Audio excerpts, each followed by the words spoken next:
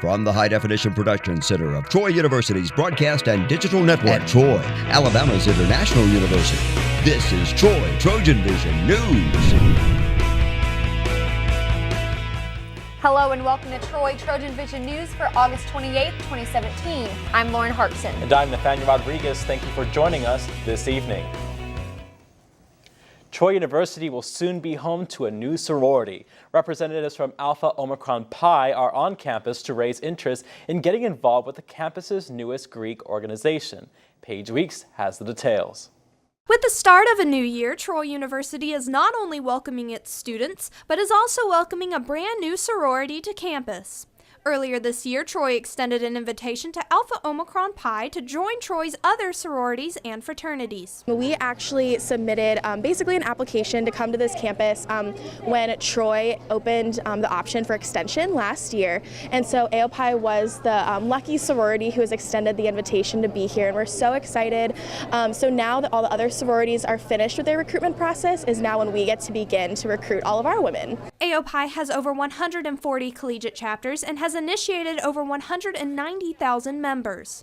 For women who join AOPI this year at Troy, they will have a special opportunity that few members ever get. Since this is going to be a chartering organization, it'll be brand new here on campus, we're looking for very ambitious women who are excited and self-motivated to get this organization started on here at this campus. Soon AOPI will be in one of these display cases, but until that day comes, Harrington says that there's something that makes this sorority different than all the rest.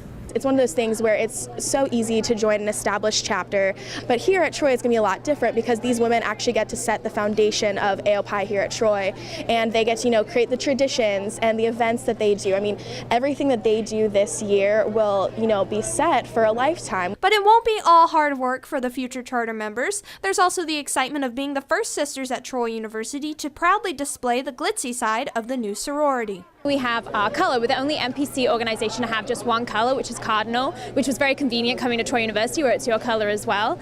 We adopted the flower. We got a new one. It's now made of 4 different infinity roses, which represents that sisterhood isn't just for your 4 years in college, but it's also for a lifetime. AOPI will be having informational meetings to discuss the approaching recruitment period. The first meeting will be Tuesday at 6 p.m. in the Trojan Center in room 224.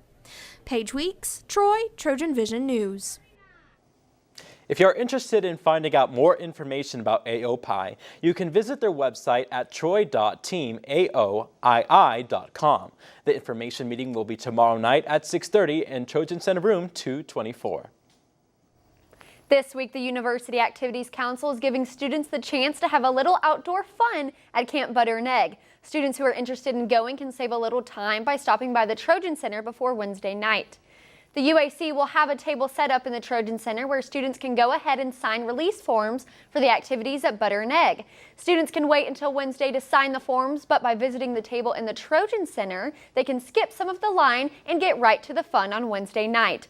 UAC's Butter and Egg Fun is set to start at 7:45 on Wednesday night. Students can catch a bus to Butter and Egg at the Barnes & Noble patio every half hour starting at 7:30. The Montgomery leg of the Alabama River was full of activity on Saturday, but it wasn't the usual types of watercraft one would expect. Once a year, the waters get a little competitive as teams, including one made up of Trojans, hit the water to see who can row the best. Justin Walker has the highlights from our Montgomery News Bureau. On your mark, get set, row. The 2017 Dragon Boat Racing Festival kicked off its annual competition on Montgomery's Riverfront Park on Saturday as over 60 teams from Central Alabama and beyond headed to the water with hopes of winning the Grand Championship trophy. So we're here for the 8th annual Montgomery Dragon Boat Racing Festival. It is a great day. The weather's amazing. We have thousands of people here in downtown Montgomery at Riverfront Park, here to watch the Dragon Boat races, enjoy some live entertainment on stage, some wonderful vendors, exhibitors. Just like a great way to end our summer. For the second year in a row, the Troy University Trojan Warriors put together a team, and I talked to 2 of those participants to get their thoughts on the team's goals before the race, as well as how the team hoped to improve during each round. To not come in last place. Definitely be in sync with each other and learn how to all be on the same page? I think it's about teamwork. Everybody should know each other's. Like, we should get together and get our power more stronger. It's pretty cool. I hope we could do better, but we still need more practice. I don't think we get a championship, but we feel really good to join it. Officials say conditions were perfect for today. Combine that with an in-sync team, and you have a recipe for success. Today is absolutely perfect. It is cloudy, it's a little overcast, it's cooler today. Our dragon boaters are loving this little breeze that's coming off the water. The water's a little choppy, but that's okay. It always makes the racing a lot more exciting, a little bit more difficult for them. But having, we've had some years where it's been 110 degrees outside, so to have some cloud cover, to have a nice breeze, it is a perfect day for everybody. Money raised from the Dragon Boat Racing Festival will benefit two nonprofit groups, Bridge Builders Alabama and Rebuilding Together Central Alabama. In Montgomery, Justin Walker, Troy, TrojanVision News. The Dragon Boat Race serves as a fundraiser for two Montgomery nonprofit organizations, Bridge Builders Alabama and Rebuilding Together Central Alabama. Now, the latest in Trojan sports on Troy TrojanVision News. Welcome back to TrojanVision Sports. I'm Sarah Drake. The Trojan soccer team was looking for their first win at home Friday against the Racers of Murray State. However, it looks as if the Trojans will still be looking for that first W. Seth Carpenter has the highlights from the game. Troy took on Murray State this past Friday night in another game that came down to the end. This game was held scoreless in the first half, with neither team being able to capitalize on their chances. But that changed when early into the second half, Maya Wofford of Murray State opened up the scoring with a little chip shot over the keeper in the 51st minute. It didn't take Troy long to answer back, however. Hayler Robinson had the excellent cross to Julia Winter, where she finished it off with a header right over the keeper in the 54th minute. But yet again, Murray State took the lead with a goal in the 78th minute, coming off the foot of Harriet Withers to take a 2-1 lead. And that's where the score would stay for the remainder of the match, as the Racers of Murray State beat Troy to the finish line. Coach Jed O'Connor also had this to say about his team's performance after the game. We just didn't put into action the game plan that we wanted. We wanted to possess the ball a little bit better than what we did. But I think in fairness to Murray State, they did a good job of shutting us down in the middle. But then came out the second half, and I think we were much better, a little bit more lively in attacking. We changed a few things. But then, obviously, silly goal to give away. Well, both goals were pretty disappointed in, to be honest. But yeah, great rising header, and 2 games, 2 headers. From the smallest player on the pitch for Julia to get us back in it. But I think that shows our fighting spirit that we're not going to give up.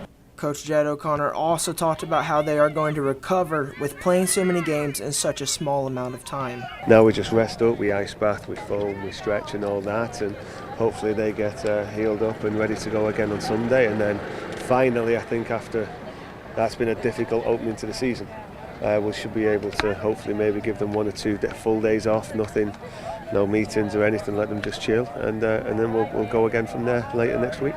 Seth Carpenter, Troy, TrojanVision Sports. However, the Trojans seem to be doing a little better on the road, as they had stellar performance against Jackson State yesterday afternoon. The Trojans dominated the Tigers with a 9-0 victory at the JSU Soccer Complex on Sunday. Troy got goals from 8 different players, with Allison Watkins scoring twice, while 24 players saw action. The Trojans tallied 37 shots in the match, tied for 6th most in program history. Kate Lorenz opened the scoring in the 11th minute, while Troy went on to land 4 more goals in the first half alone. Troy takes on Jacksonville State on Friday at 4 p.m. and Alabama at noon on Sunday as part of the Jaguar Classic hosted by South Alabama. It was a rocky start to the Josh Lauer era of Trojan volleyball. After going 0-3 in the Gamecock Invitational, the Trojans traveled to Georgia to take on Kennesaw State on Sunday. Troy fell to the Owls 3-1 Sunday afternoon at the KSU Convocation Center. Troy was only able to grab a victory in the first set, as KSU swept the remaining 3 sets to grab their first win of the season. Troy falls to 0-4 for the season and will look to rebound this weekend in their home opener. The Trojans will make their 2017 home debut as they host the Troy Invitational starting Friday at the Trojan Arena. Troy will face Winthrop, Northwestern State, and Jackson State. Now, from the court to the turf, where it's only 5 days before Troy kicks off against Boise State to open their 2017 season. The Trojans last played in December 2016, where they won the Dollar General Bowl. However, head coach Neil Brown knows that this is a new season and is looking forward to the first game. Game number one of a long season, and this is an opportunity for us to find out where we're at as a program. It's not going to make us if we win the game. It's not going to break us if we lose the game, but I think it is a really good measuring stick of where we're at. The Trojans and Broncos kick things off this Saturday in Boise. Trojan fans will get their first chance to see the Trojans play at home when they welcome in the Alabama State Hornets on September 9th.